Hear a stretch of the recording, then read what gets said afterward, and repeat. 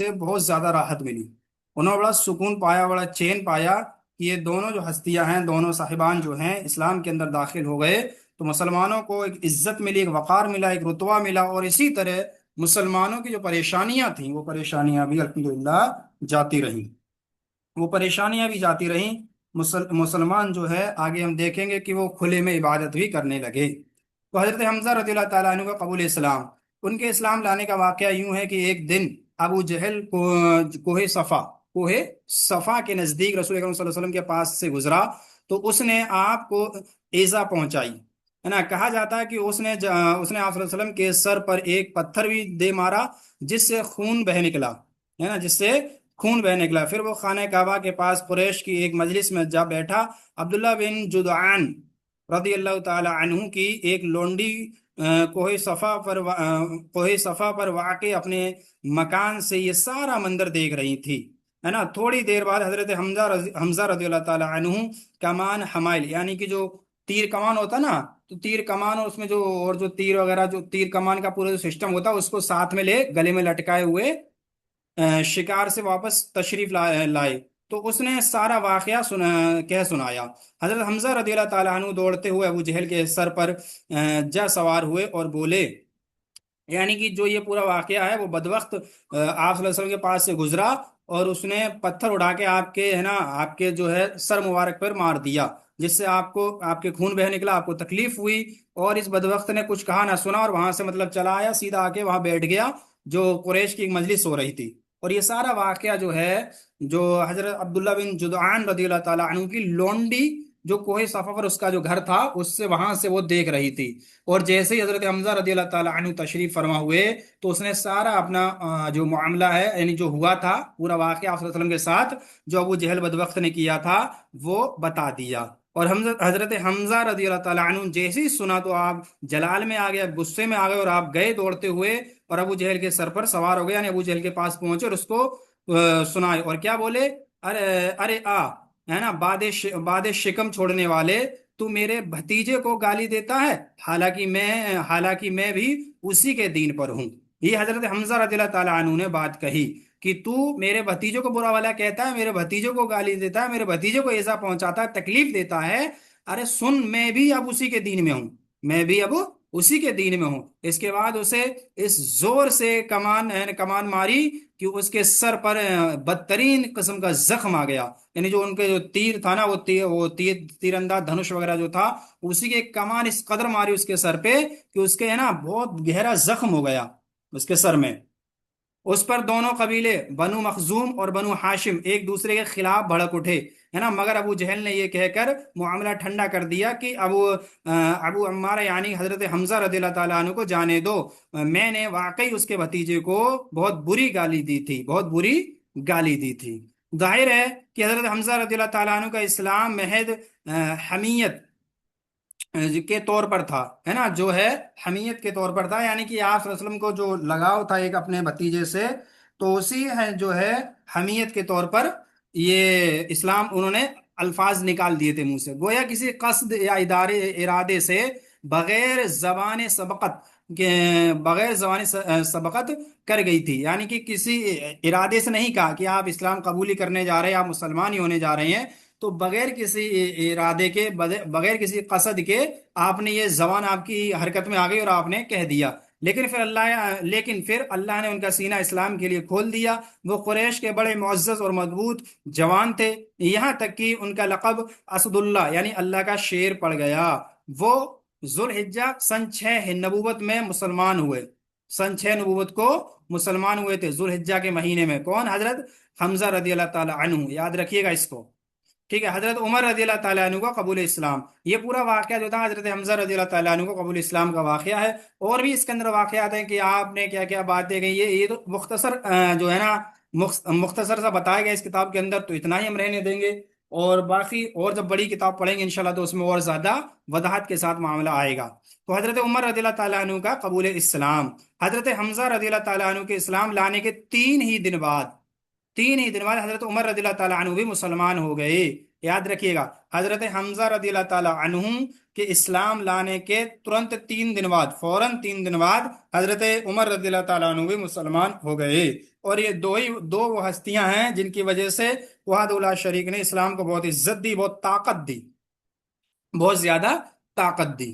تو حضرت حمزہ رضی اللہ، یعنی کہ تین اسلام ہو گئے، وہ اسلام لانے سے پہلے مسلمان کے خلاف بہت ہی سخت گیر تھے، یعنی کہ سخت گیر کہتے ہیں اس کو جو چھوٹی چھوٹی بات پر بہت زیادہ تکلیف دینے والا، ذرا سی معمولی سی بات پر بھی تکلیف زیادہ دینے والا۔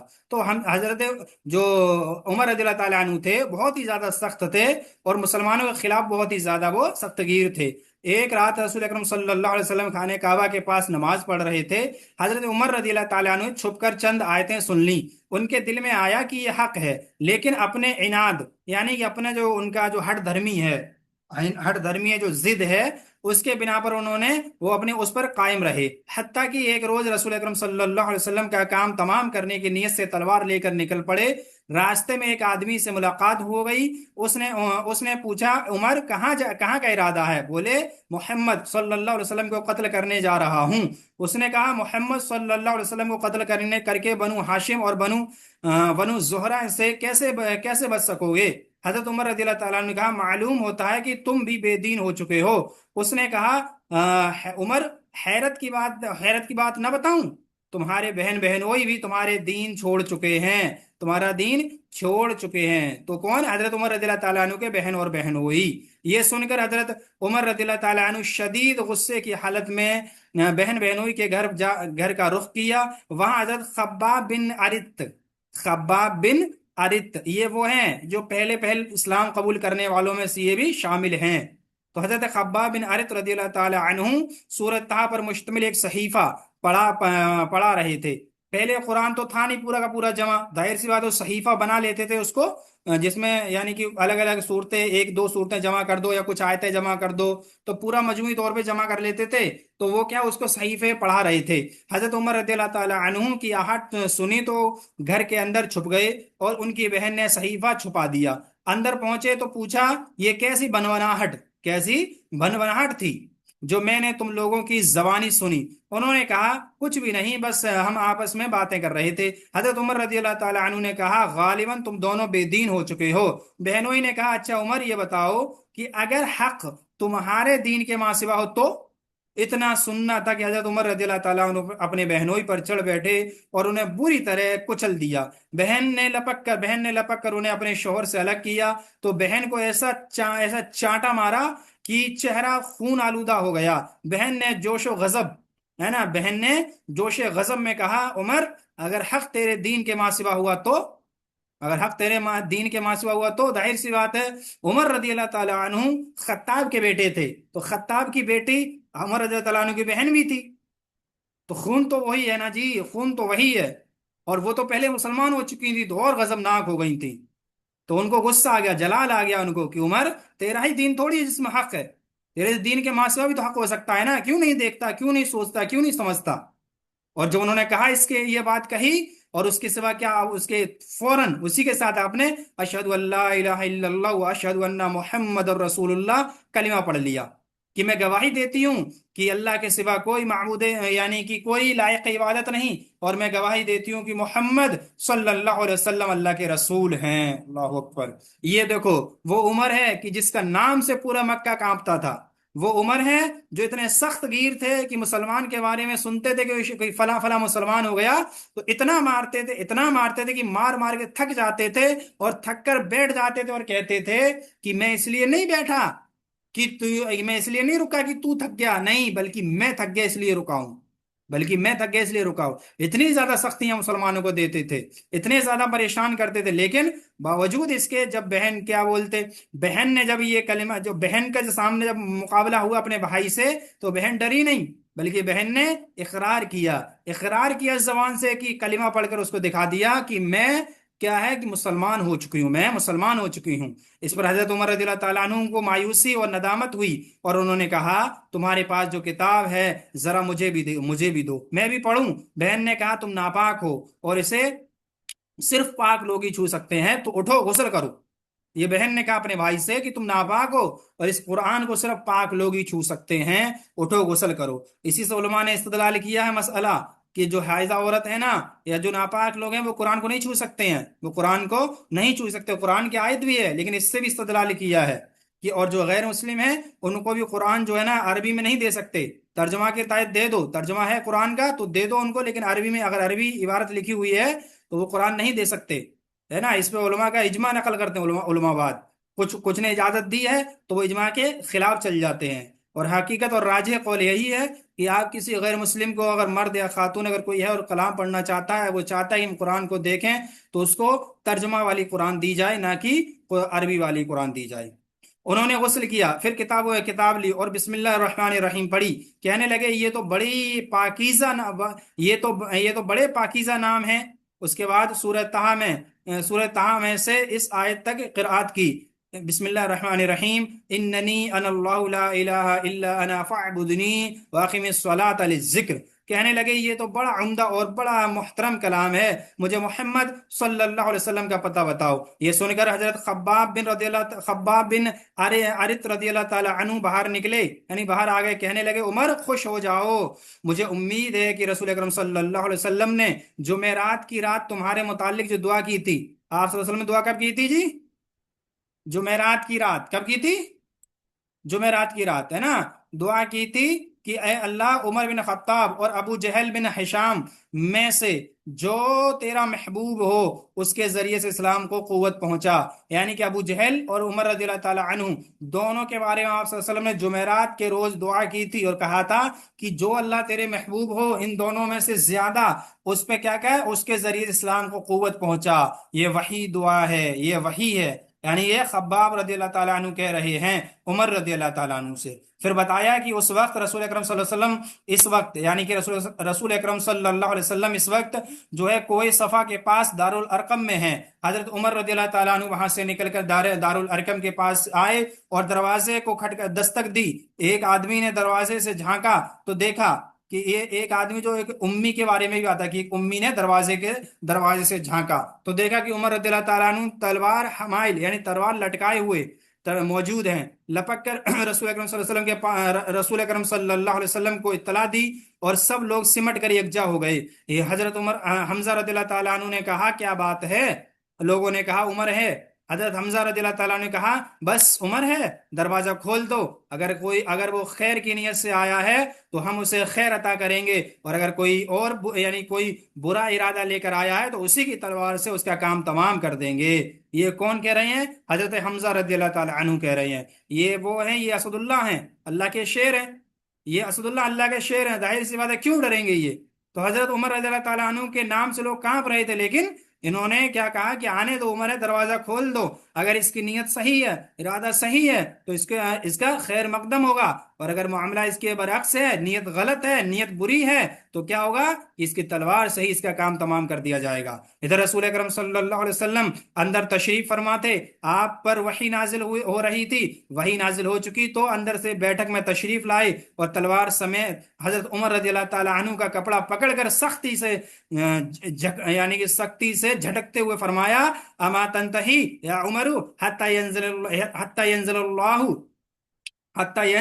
ينزل الله بك من الخزي والنكال ما نزل بالوليد بن مغيرة اللهم هذا عمر بن الخطاب اللهم عز الاسلام بعمر بن الخطاب، کہ عمر کیا تم اس وقت تک باز نہیں آؤ گے جب تک کہ اللہ تعالیٰ تم پر بھی ویسے ہی ذلت رسوائی اور عبرت ناک سزا نازل نہ فرما دے جیسے ولید بن مغیرہ پر نازل ہو چکی ہے۔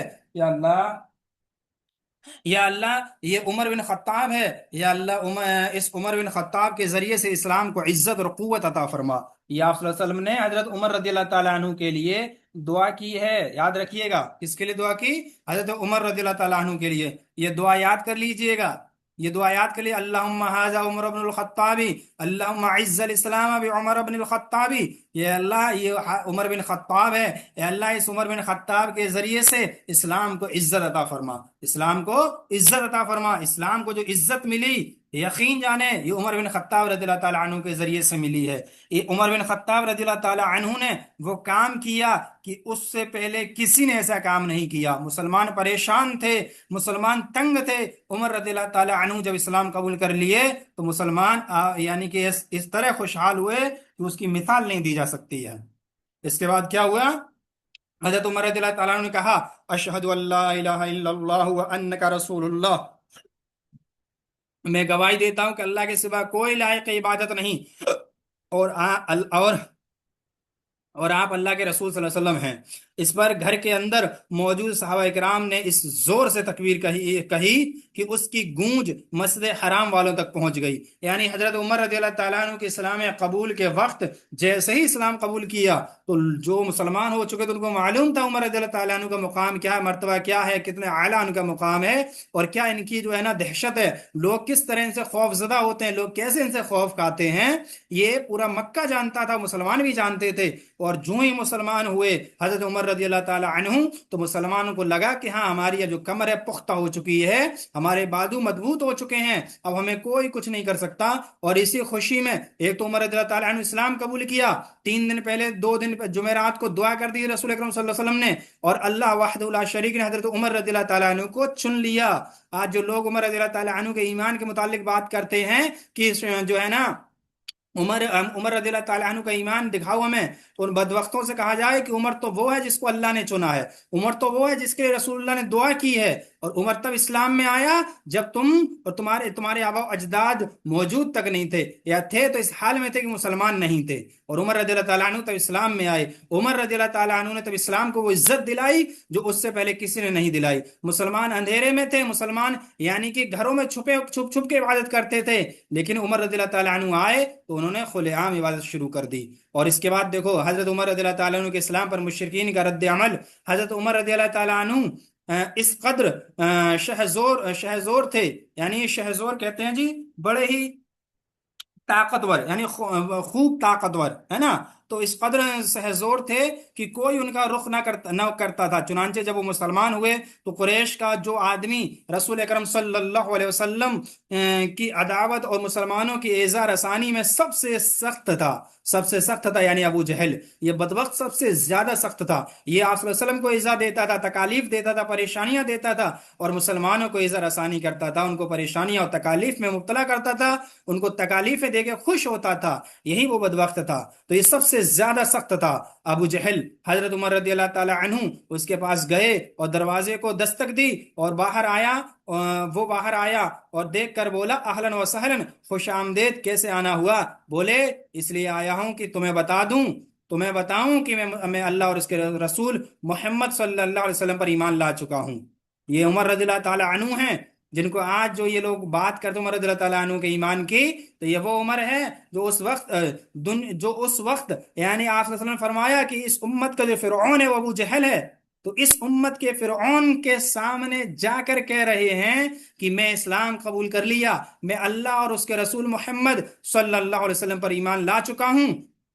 तो ये सुनते ही अबू जहल के पांव से जमीन खिसक गई। ये सुनते ही उसने दरवाजा बंद करते हुए फरमाया, हजरत उमर रज़ियल्लाहु ताला अन्हु से कहा, अल्लाह तेरा बुरा करे और जो कुछ तू लेकर आया है अल्लाह लेकर आया है उसका भी बुरा करे। ये अबू जहल बदबख्त ने कहा। इसके बाद हजरत उमर रज़ियल्लाहु ताला अन्हु अपने मामू आसिम बिन हाशिम के पास गए, और देखो पहले अबू जहल के पास गए उमर रज़ियल्लाहु ताला अन्हु, फिर आसिम बिन हाशिम के पास गए उमर रज़ियल्लाहु ताला अन्हु अपने मामू, और उसे बतलाया यानी कि मैं इस्लाम लेके आ गया, तो वो घर के अंदर घुस गया। इसके बाद जमील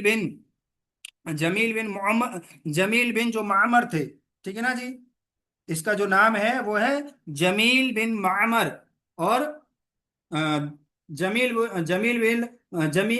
बिन मामर, और जमहियू है ना, जमहियू के पास गए। ये शख्स किसी बात का ढोल पीटने में पूरे कुरैश में सबसे ज्यादा मुमताज था, है ना, सबसे मुमताज था ये। इसे इसे बताया कि मैं मुसलमान हो गया हूं। उसने बुलंद आवाज से चीख कर कहा, खत्ताब का बेटा बेदीन हो गया। हजरत उमर रज़ियल्लाहु ताला अन्हु ने कहा, ये झूठ कहता है, मैं मुसलमान हो गया, ये झूठ कहता बल्कि मैं तो मुसलमान हो गया हूं। ये सुनकर लोग उन पर टूट पड़े। हजरत उमर रज़ियल्लाहु ताला अन्हु लोगों को मार रहे थे, और लोग हजरत उमर रज़ियल्लाहु ताला अन्हु को मार रहे थे, यहाँ तक कि सूरज सिरों पर आ गए और हजरत उमर रज़ियल्लाहु ताला अन्हु थक कर बैठ गए। इसके बाद जब घर वापस हुए तो मुशरिकीन इस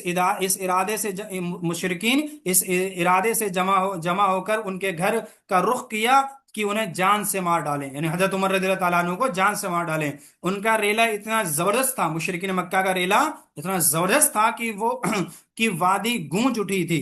ये इतनी इसी इतना में आयस बिन वाइल सहमी आ गया। बनु सहम हजरत उमर रज़ी अल्लाह ताला अन्हु के कबीले बनु अदी के हलीफ थे, है ना। वो अ, वो धारीदार यमनी चादर का जोड़ा और रेशम और रेशमी गोटे से आरास्ता कुर्ता जेवतन किए हुए था। यानी उसने धारीदार जो है ना यमनी चादर डाल रखी थी, और यमनी चादर डाल रखी थी, और चादर का जो है ना चादर का जो चादर डाल रखी थी, और रेशमी गोटे से आरास्ता, यानी कि गोटे कहते हैं जो अपन जो अरब के अंदर आप देखते होंगे, जो आजकल जो उलमा या अरब का जो कल्चर है, जो लोग वो पहनते हैं, तो उसमें देखो एक सोने की परत की जैसा वो लगा होता है, जो साइडों पे किनारी पे वो लगा होता है, तो उसको गोटे बोलते हैं। तो रेशमी गोटे से आरास्ता जो कुर्ता जेवतन किए हुए था, उसने उसने पूछा क्या बात है। हजरत उमर रज़ी अल्लाह ताला अन्हु ने कहा मैं मुसलमान हो गया हूं, इसलिए आपकी कौम मुझे कत्ल करना चाहती है। आस ने कहा ये मुमकिन नहीं है। आस ने कहा ये मुमकिन नहीं है। इसके बाद वो बाहर निकला, देखा कि लोगों के रेले से वादी गूंज रही है। पूछा कहाँ का इरादा है। लोगों ने कहा ये खत्ताब का बेटा है, बेदीन हो गया है। आस ने कहा उसकी तरफ कोई राह नहीं, यानी तुम उसका कुछ नहीं बिगाड़ सकते। ये सुनते ही लोग वापस पलट गए। ये पूरा वाक़या था हजरत उमर रज़ी अल्लाह ताला अन्हु का इस्लाम कबूल करने के बाद से लेकर मुसलमान मुशरिकीन का रद्द अमल। इसके बाद आता है हजरत उमर रज़ी अल्लाह ताला अन्हु के इस्लाम से इस्लाम और मुसलमानों की इज्जत। हजरत उमर रज़ियल्लाहु ताला अन्हु ने यानी इस्लाम कबूल किया, तो इस्लाम और मुसलमानों की इज्जत कैसे मिली, तो इसके बारे में मुख्तसर बताया जा रहा है। जहां तक मुसलमानों का ताल्लुक है, तो हजरत उमर रज़ियल्लाहु ताला अन्हु के इस्लाम लाने से उन्होंने बड़ी इज्जत और कुव्वत महसूस की। उससे उससे पहले यानी इससे पहले मुसलमान छुप कर नमाज पढ़ते थे, वो मुसलमान हुए तो उन्होंने कहा ए अल्लाह के रसूल सल्लल्लाहु अलैहि वसल्लम, क्या हम अकबर नहीं है, ख्वाह जिंदा है या मुर्दा। ये कौन कह रहे हैं, ये हजरत उमर रज़ियल्लाहु ताला अन्हु कह रहे हैं। क्या कह रहे हैं कि हम अकबर नहीं है, हम ख्वाह जिंदा हो या मुर्दा हो, क्या हम अकबर नहीं है। तो आप सल्लल्लाहु अलैहि वसल्लम ने फरमाया बला, क्यों नहीं, क्यों नहीं। उन्होंने कहा फिर छुपना कैसा, उस जात की कसम जिसने आपको हक के साथ भेजा है, जरूर निकलेंगे, हम जरूर निकलेंगे। ये है उमर रज़ियल्लाहु ताला अन्हु। ये कौन है, ये उमर रज़ियल्लाहु ताला अन्हु है, जिनका मर्तबा इतना आला है कि वो आए इस्लाम के अंदर, इस्लाम कबूल किया, मुसलमान हुए, मुसलमान जैसे ही हुए इस्लाम को इज्जत मिली, मुसलमानों को इज्जत मिली, इस्लाम को इज्जत मिली, मुसलमानों को इज्जत मिली। और क्या कह रहे हैं, देखो जी क्या कह रहे हैं। उधर अबू जहल को कह के आए कि मुसलमान हो गया, उधर अपने मामू से कह के आए कि मैं मुसलमान हो गया, उधर उन लोगों से ऐलान करवा, लोगों में बतलावा दिया कि मैं मुसलमान हो चुका हूं। लोगों से पूरे दिन लड़े, लोगों से लड़े, थक हार कर बैठ गए, लेकिन हिम्मत कम नहीं हुई। ये उमर है, ये उमर है जिसके लिए अल्लाह के रसूल सल्लल्लाहु अलैहि वसल्लम ने फरमाया था कि जिस गली से निकल जाता है शैतान उस गली में दाखिल नहीं होता। आज जो सऊदी अरब का रुख करते हैं बदबख्त, और जाके कहते हैं कि बाबे उमर से नहीं निकलता मैं। अरे कैसे निकलोगे, तुम तो शैतान हो। उमर का नाम सुनते ही शैतान भगता है।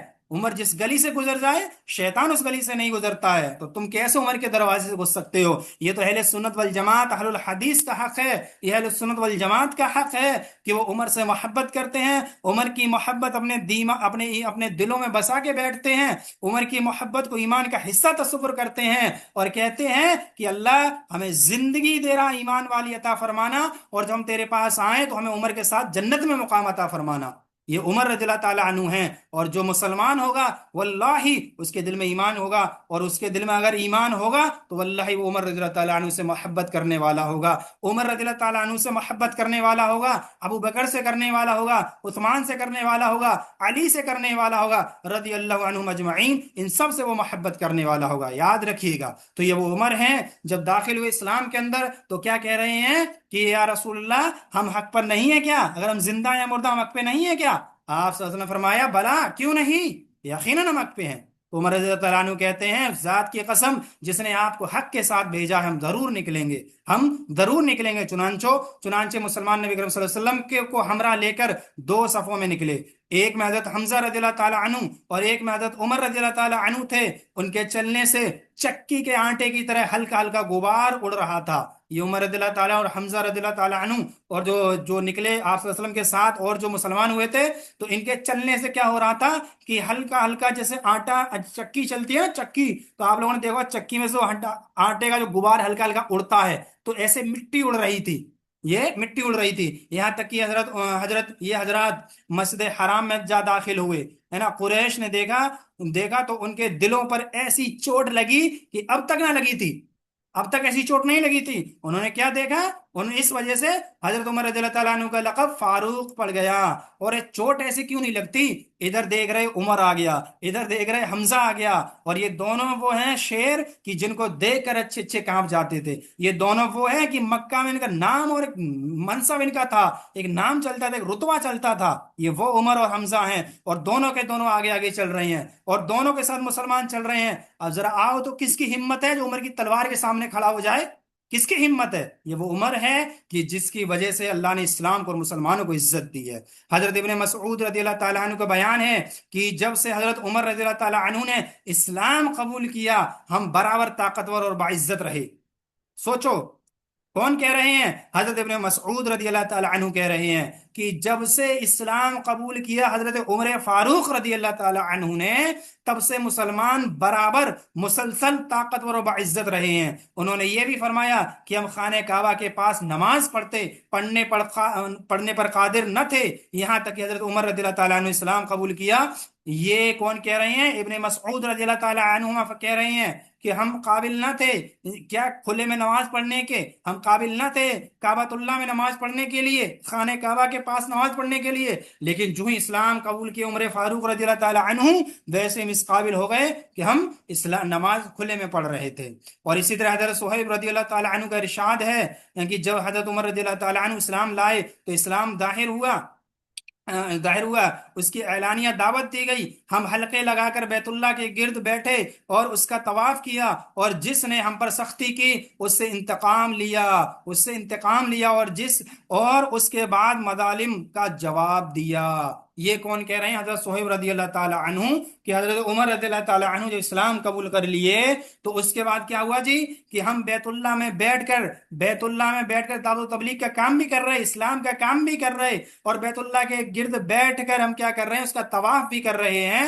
اور جس نے بھی ان کو تکلیفیں دی، مسلمانوں کو جس نے بھی ان کو سخت یعنی کہ تکالیف دی، مظالم کیے، ظلم کیے، تو ان سے انتقام بھی لیا، اور کیا کیا؟ ان کے جو ظلم تھا اس کا جواب بھی دیا۔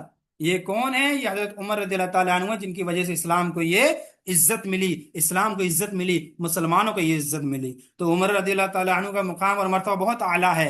کبھی انشاءاللہ وقت ملے تو عمر رضی اللہ تعالیٰ عنہ کی سیرت کو نکالیے گا اور اس کا مطالعہ کریے گا، کیسے تکلیف میں انہوں نے زندگی گزاری، خلیفہ بن گئے پھر بھی پوری کی پوری زندگی اس قدر سے گزاری کہ آج تک تاریخ میں ایسا کوئی شخص نہیں گزرا۔ اور یہ سب کیوں ہوا؟ کیونکہ ان کی تربیت کرنے والی سب سے اعلیٰ ہستی جناب محمد رسول اللہ صلی اللہ علیہ وسلم تھے۔ تو بس آج کے لیے اتنا ہی رکھتے ہیں، انشاءاللہ آگے ہم انشاءاللہ پھر پڑھیں گے سوموار کو۔ اللہ رب العالمین سے دعا ہے کہنے سننے سے عدم عمل کی توفیق عطا فرما۔ ہم سیرت النبی صلی اللہ علیہ وسلم پڑھ رہے ہیں، اللہ اس کو ہمیں اپنی زندگی میں نافذ کرنے کی توفیق عطا فرما۔ وحدہ لا شریک، ہمیں کتاب و سنت پہ عمل کرنے کی توفیق عطا فرما۔ جو بھی الفاظ ہمارے منہ سے زبان سے غیر ارادتاً یا نکل چکے ہیں، جو غلطیاں ہیں، جو خطائیں ہیں، وحدہ لا شریک، ان کو تو معاف فرما۔ آمین۔ وآخر دعوانا ان الحمد للہ۔